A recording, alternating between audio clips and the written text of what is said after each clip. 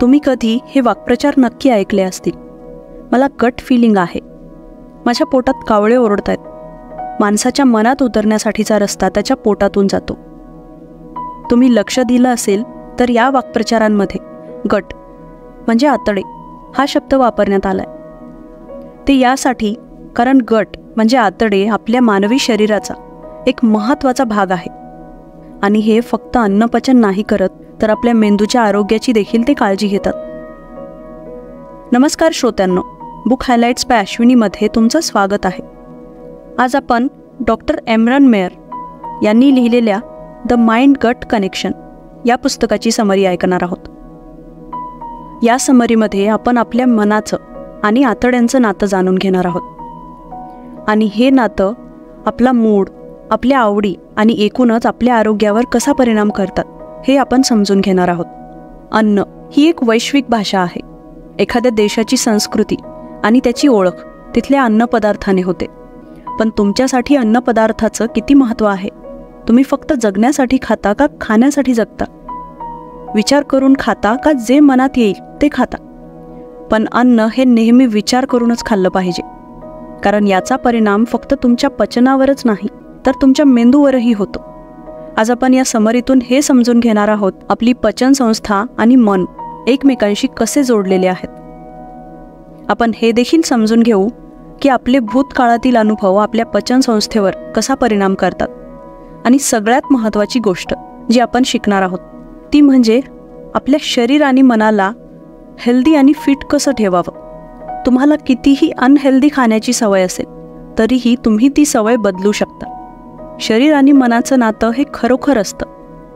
शरीराचा एक अवयव एकटा काम करू शकत नाही. आपल्या शरीराचे सर्व अवयव एकमेकांशी जोडलेले असतात आणि ते एकत्र काम करतात. तेव्हा कुठे संपूर्ण शरीर निरोगी आणि स्वस्थ राहतं. आपल्या जीवनशैलीचा आपल्या शरीरावर खूप जास्त प्रभाव पडतो, विशेष करून आपल्या पोटावर, ज्याला वैद्यकीय भाषेत गट म्हटलं जातं, म्हणजेच आपले आतडे. आपलं मन आपल्या शरीराच्या आतड्यांशी खूप खोलवर जोडलेलं आहे. पचनसंस्थेच्या जुन्या व्याख्येनुसार याचं काम एवढंच होतं की जे अन्नपदार्थ आपण खातो त्याला पचनसंस्था पचवते. अन्नपदार्थ तोंडाद्वारे आपल्या पोटात जातो, जिथे त्यातील पोषक घटक शोषून घेतले जातात, जे शरीराच्या वेगवेगळ्या भागांपर्यंत पोहोचतात. अन्नपदार्थाचा जो भाग शरीर पचवू शकत नाही तो विष्ठेद्वारे शरीराबाहेर टाकला जातो. ही व्याख्या समजायला खूप सोपी आहे, पण यामध्ये काही महत्त्वाची माहिती मिसिंग आहे. सगळ्यात आधी तुम्हाला हे समजून घ्यावं लागेल की आपले आतडे किती मोठे आहेत. आपल्या बाकीच्या शरीरात जशा रोगप्रतिकारक पेशी असतात तशाच आपल्या आतड्यांमध्ये देखील असतात, ज्या हानिकारक असणाऱ्या जंतूंशी लढतात, जे आपल्या अन्नपदार्थासोबत आपल्या शरीरात गेलेले असतात.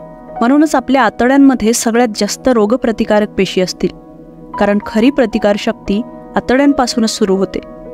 आपण जे काही खातो आपल्या रोगप्रतिकारक पेशी हे चेक करतात की ते अन्न सुरक्षित आहे की नाही. म्हणून ॲनाटॉमी आणि सायकोलॉजीच्या शब्दात मेंदू आणि आतडे यांचं खूप गूढ नातं आहे. कदाचित तुम्हाला माहीत नसेल की तुमची पचनसंस्था तुमचा मूड, तुमच्या भावना आणि सामाजिक संवादावर खूप प्रभाव टाकते. एवढंच नाही तर तुमच्या निर्णय क्षमतेवर पण याचा खूप प्रभाव पडतो. खरं तर आपल्या शरीराचा 5% सिरोटोनिन आपल्या आतड्यांमध्येच आढळतो. तुम्हाला माहीतच असेल की सिरोटोनिन तो हॉर्मोन आहे जो आतड्यांच्या नॉर्मल कामामध्ये मदत करतो, पण सोबतच तो तुमची झोप, मूड आणि संपूर्ण आरोग्य नीट ठेवण्यासाठी देखील मदत करतो. मेंदू आणि आतडे एकमेकांशी नर्व्सच्या माध्यमातून जोडलेले असतात. या नर्व्स आतड्यांपासून मेंदूपर्यंत आणि मेंदूपासून आतड्यांपर्यंत माहिती शेअर करतात. आपल्या रक्तात देखील कम्युनिकेशन चॅनल असतात, जे आतडे आणि मेंदू यामध्ये एका ब्रिजसारखं काम करतात. जास्त जेवल्यानंतर तुमचे आतडे नर्व्सद्वारे सिग्नल देतात की आता तुम्ही भरपूर खाल्लेलं आहे. मेंदूला हा सिग्नल मिळतो आणि तो परत तुमच्या पचनसंस्थेमध्ये संवेदना तयार करून सिग्नल पाठवतो आणि आपल्याला समजतं की आपलं पोट भरलंय. अशा प्रकारे आपले आतडे आपल्याला आणखी जास्त खाण्यापासून थांबविण्यासाठी मेंदूद्वारे आपल्याला मेसेज पाठवतात. आता आपण हे समजून घेऊ की आपलं मन आपल्या आतड्यांशी कसा संवाद साधतो. जेव्हा तुम्ही एखाद्या भावनेला अनुभवत असता त्यावेळी तुमचे आतडे देखील त्या भावनेला अनुभवतात. असं समजा तुम्ही ट्रॅफिकमध्ये अडकलेले आहात, तुमच्या हातांवर ताण आलाय, तुमचं डोकं दुखतंय, जॅम झालेल्या ट्रॅफिकमुळे तुम्ही बेचैन आहात. अशामध्ये तुम्हाला रागही येतोय, तुम्ही निराश होताय, तर तुमच्या रागाचा आणि निराशेचा परिणाम तुमच्या पोटावरही होतो. त्यामुळे तुमच्या आतड्यांमध्ये ओढाताण होते आणि त्यातून ॲसिड रिलीज व्हायला लागतं. तसं तर आपल्या पोटामध्ये ॲसिड तयार होत राहतं, पण राग आल्यानंतर हे ॲसिड नेहमीच्या तुलनेत जास्त तयार होतं. पण तुमच्या भावना फक्त आतड्यांवरच परिणाम करत नाहीत, तर शरीराच्या इतरही अवयवांवर करतात. आपण जेव्हा रागात असतो तेव्हा आपल्या हृदयाचे ठोके वाढतात, मसल्सवर ताण येतो. म्हणजे आपल्या भावना ज्या आपल्या मनाशी जोडलेल्या आहेत त्या आपल्या शरीरावर खूप प्रभाव टाकतात. तर प्रश्न असा आहे की आपले आतडे मनाशी कसा संवाद साधतात. असं समजा तुम्ही एका मित्रासोबत डिनरसाठी गेले. ज्या क्षणी तुमच्यासमोर चिकन तंदुरी येतं, तुमच्या तोंडाला पाणी सुटतं. हे पाणी म्हणजे तुमच्या तोंडातील लाळ आहे, जी चविष्ट पदार्थ पाहिल्यावर तयार होते. पण चिकनचा वास नाकाद्वारे सरळ मेंदूपर्यंत पोहोचतो आणि जसं तुम्ही चिकनचा एक तुकडा तोंडात टाकता, तुमची अन्नपचनाची प्रक्रिया सुरू होते. जसजसं तुम्ही ते खात असता तसं तुमच्या पोटात हायड्रोक्लोरिक ॲसिड तयार होऊ लागतं. हे ॲसिड बॅटरीच्या ॲसिडसारखंच असतं. हे तुमच्या पचनसंस्थेला अन्नकणाचे तुकडे करण्यासाठी मदत करतं. तुम्ही खाल्लेलं चिकन पोटात जाऊन छोट्या छोट्या तुकड्यांमध्ये विभागलं जातं. या दरम्यान लहान आतड्यांमधून वेगळं एन्झाईम तयार होतं, जे या अन्नाला आणखी बारीक बनवतं. यातून पोषक घटक शोषले जातात, जे रक्ताद्वारे शरीराच्या प्रत्येक भागापर्यंत पोहोचवले जातात. छोट्या आतड्यांचं काम जसं संपतं, अन्न मोठ्या आतड्यांमध्ये पोहोचतं आणि मोठ्या आतड्यात जाऊन हे अन्न मागे पुढे फिरतं. म्हणजे एका प्रकारे सांगायचं झालं तर चांगलं एकत्र होतं. जसं एखाद्या फूड प्रोसेसरमध्ये एखादा पदार्थ बारीक केला जातो. याचा मुख्य हेतू हा असतो की अन्नपदार्थामध्ये जे काही पाणी किंवा राहिलेले पोषक घटक आहेत त्यांना मोठे आतडे शोषून घेतात. ही प्रक्रिया पूर्ण झाल्यानंतर शिल्लक राहिलेलं अन्न, जे की एक प्रकारचा कचराच आहे, ते विष्ठेच्या रूपात शरीराबाहेर टाकलं जातं. मायग्रेटिंग मोटर कॉम्प्लेक्स हे शिल्लक राहिलेल्या अन्नाला गुदाशयापर्यंत पोहोचवण्याचं काम करतं. हे तुमच्या आतड्यांसाठी एका हाऊसकीपरचं काम करतं. हे अन्नाच्या त्या भागाला गुदाशयाकडे ढकलतं ज्याला आतडे शोषून घेऊ शकले नाही. आणि हे सगळं काम आतडे आपल्या मनाच्या मदतीनं करतात. तुम्हाला प्रश्न पडला असेल की इथे मन कुठून आलं. समजा तुम्ही अर्ध चिकन खाल्लेलं आहे आणि तेव्हाच तुमच्या मित्राशी कोणत्या तरी कारणावरून भांडण होतं. वादविवादामुळे तुम्हाला थोडा रागही येतो आणि तुमची भूकच मरते. तुमच्या पोटात जी अन्नपचनाची प्रक्रिया चालू होती ती अचानकपणे थांबते. म्हणजे सोप्या शब्दात सांगायचं झालं तर तुमच्या पोटात जे अन्न गेलेलं आहे त्याचं पचन आता होऊ शकणार नाही. तुमच्या मेंदूचा एक भाग तुमच्या आतड्यांसाठी महत्त्वाची भूमिका बजावतो. त्याला लिम्बिक सिस्टीम असं म्हणतात. ही सिस्टीम तेव्हा सक्रिय होते जेव्हा तुम्ही खूप रागात असता किंवा घाबरलेले असता किंवा दुःखी असता. यामुळे तुमची भूक आणि तहान वाढते. तुम्ही कधी लक्ष दिलं असेल, जेव्हा तुम्ही एखाद्या प्रेझेंटेशनच्या आधी नर्वस असता तेव्हा तुमचे आतडे ताणायला लागतात. म्हणजे तुमचा मेंदू तुम्हाला तयार करत असतो की तुम्ही तुमची पूर्ण ऊर्जा प्रेझेंटेशनमध्ये लावावी. एका प्रकारे हे तुमच्या आतड्यांना सांगतं की आता असं कोणतंच काम करू नका ज्यामुळे तुमच्या प्रेझेंटेशनमध्ये अडथळा येईल. आता आपण समजून घेऊ की अन्नाची भूमिका काय आहे. सुट्टी असो, ऑफिसची मीटिंग असो, बर्थडे पार्टी किंवा कोणताही उत्सव, आपल्या प्रत्येक समारंभाची सुरुवात ही चविष्ट अन्नपदार्थाने होते. पूर्वी लोकांना घरी बनवलेलंच अन्न आवडायचं. त्यावेळी फास्ट फूड, जंक फूड हा कन्सेप्टच नव्हता. पण आज प्रत्येकाच्या जीवनशैलीमध्ये बदल झालाय. आता लोक घरच्या अन्नपदार्थांऐवजी फास्ट फूड किंवा असे पदार्थ पसंत करत आहेत जे रेडीमेड आहेत, म्हणजे लगेच खाल्ले जाऊ शकतात. सोप्या शब्दात सांगायचं झालं तर लोकांचा डाएट खूप वाईट पद्धतीने अनैसर्गिक झालाय. ती वेळ आठवून बघा जेव्हा मनुष्य जंगलात राहायचे, जेव्हा मनुष्य पोट भरण्यासाठी दररोज शिकार करायचे, जंगलातून कंदमुळे, फळं गोळा करायचे आणि नदीतून मासे पकडून आणायचे. म्हणजेच त्याच्या आहारात वैविध्य असायचं. तिथे विविध प्रकारच्या भाज्या असायच्या. मनुष्याने पशुपालन आणि शेती करायला शिकल्यानंतर गहू, मका, दूध यांचा आहारात समावेश केला. आता आजच्या मानवाच्या आहारावर एक नजर टाका. पण काय खातो? आज आपल्याला बऱ्याच खाद्यपदार्थांमध्ये कृत्रिम गोडवा, कृत्रिम चव आणि रंग सापडतील. आहारातील हा बदल आपल्या आयुष्यात अचानक आला नसला तरी असे बदल व्हायला बराच वेळ लागला. एक प्रकारे शरीराने आजच्या माणसाची जीवनशैली अंगीकारली, ज्यासाठी आपण आपल्या पचन संस्थेचे आभार मानले पाहिजे की इतकं खाऊनही आपण कसे तरी जिवंत आहोत. आज खाद्यपदार्थांचे इतके वेगवेगळे प्रकार उपलब्ध आहेत की काय खावे आणि काय खाऊ नये असा गोंधळ माणसाला पडतो. आणि अशा प्रकारचं अनहेल्दी खाणं बऱ्याच प्रकारचे आजार निर्माण करतं. जास्त करून मृत्यूचं कारण लठ्ठपणा आणि डायबिटीस हेच असतं. म्हणून सध्याच्या काळात आपल्याला आपल्या आरोग्याकडे लक्ष देण्याची गरज आहे. तुम्ही दररोज हेच ऐकत असाल, तुम्हाला निरोगी राहायचे, तुम्हाला योग्य वेळी योग्य जेवण करायचे, हेल्दी खायचे, जंक फूड टाळायचे.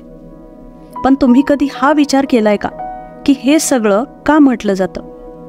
का आजकाल लोक आपल्या खाण्यापिण्याविषयी जास्तच कॉन्शियस झालेत? तर यामागे एक मोठं कारण आहे. उत्तम आरोग्य ते असतं जेव्हा तुम्ही शारीरिक, मानसिक, भावनिक आणि आध्यात्मिकरित्या हेल्दी असाल. तुम्ही फक्त निरोगीच नाही तर आनंदी आणि उत्साहित असाल. आयुष्याकडे उत्साही आणि सकारात्मक दृष्टीने पाहिल्यामुळे माणूस नेहमी हेल्दी आणि फिट राहतो.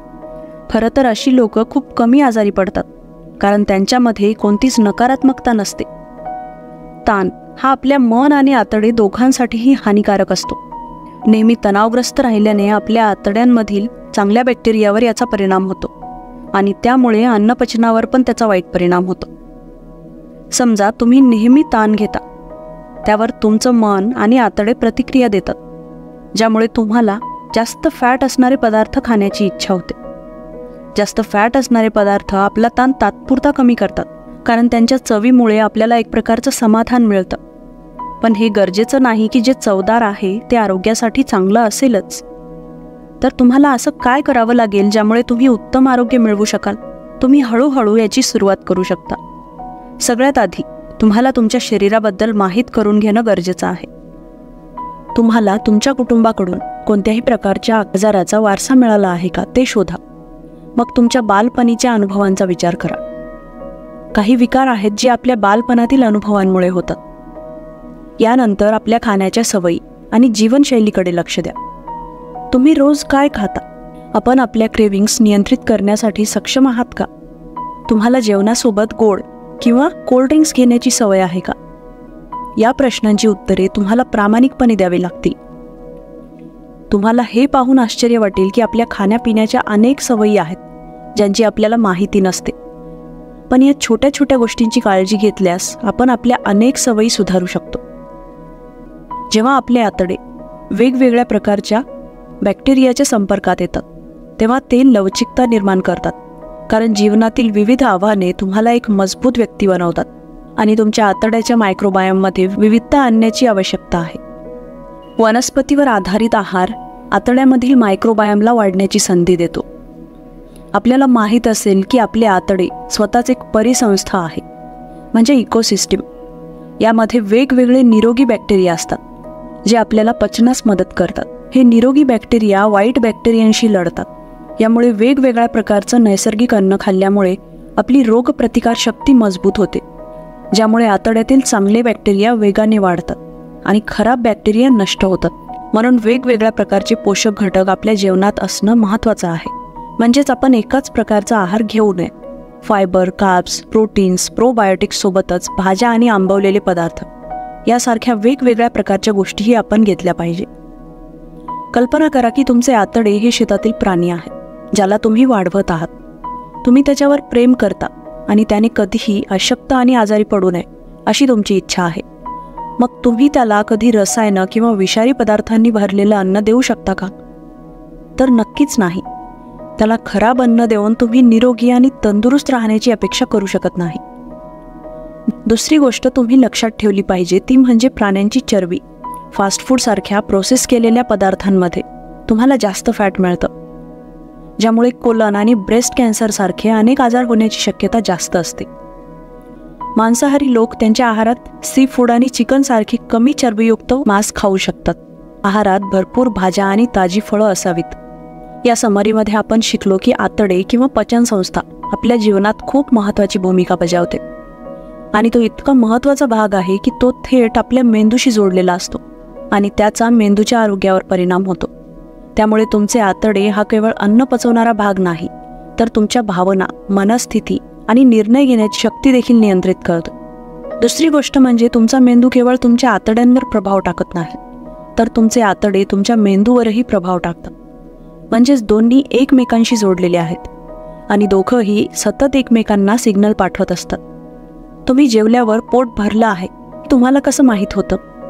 साहजिकच आतड्यांची संवेदना मेंदूपर्यंत पोहोचते आणि मेंदू प्रतिक्रिया देतो. म्हणूनच पोटभर जेवल्यानंतर आपल्याला अनेकदा झोप येते. तिसरी गोष्ट आपण शिकलो ती म्हणजे की प्रौढ वयात तुम्हाला जे काही विकार होतात त्याचा थेट संबंध बालपणातील काही वाईट अनुभवांशी असतो. या वस्तुस्थितीचा विचार करणं गरजेचं आहे. बऱ्याचदा दीर्घकाळ पोटदुखीची समस्या यासारखे आपले बहुतेक विकार हे आपल्या बालपणातील काही वाईट अपघाताचे परिणाम असतात. जर तुम्ही नॉन व्हेजिटेरियन असाल तर तुम्ही चिकन आणि मासे यासारखे कमी चरबीयुक्त अन्न खाऊ शकता. प्रोबायोटिक्स, फळं, भाज्या हा आपल्या आहाराचा महत्त्वाचा भाग असावा. या प्रकारचा आहार आपल्या आतड्याच्या मायक्रोबायोमला संतुलित करतो आणि आपल्या आतड्यातील चांगल्या बॅक्टेरियांना वाईट बॅक्टेरियाशी लढण्यासाठी मदत करतो.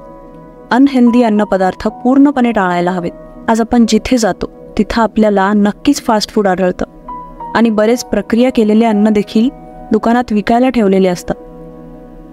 पण आपण नेहमी एक गोष्ट लक्षात ठेवली पाहिजे, आपण जितकं जंक फूड खातो तितकंच आपलं शरीर आतून पोकळ होत जाईल आणि तुमची रोगप्रतिकारक शक्ती देखील कमकुवत होऊ लागेल. अनहेल्दी पदार्थातून आपल्याला पोषण तर मिळत नाही, उलट आपण अनेक आजारांना बळी पडतो. अनेक वेळा या शारीरिक आजाराचा आपल्या मेंदूच्या आरोग्यावरही परिणाम होतो. जे लोक जास्त प्रमाणात जंक फूड खातात ते बऱ्याचदा लठ्ठपणा, रक्तदाब, हृदयाच्या समस्या आणि बरेचसे हॉर्मोनल इम्बॅलन्स अशा प्रकारच्या आजारांना बळी पडतात आणि त्यांना मानसिक आणि भावनिक समस्यांशीही झगडावं लागतं. जर तुम्हाला वाटत असेल की तुमची जीवनशैली निरोगी राहावी तर यासाठी तुमच्या खाण्यापिण्याच्या सवयींकडे लक्ष द्या आणि दररोज व्यायाम करा. ही समरी इथेच संपते. समरी आवडल्यास नक्की लाईक, शेअर आणि कमेंट करा. चॅनलवर नवीन असाल तर सबस्क्राईब करा. सोबतच बेल नोटिफिकेशन ऑन करायला विसरू नका.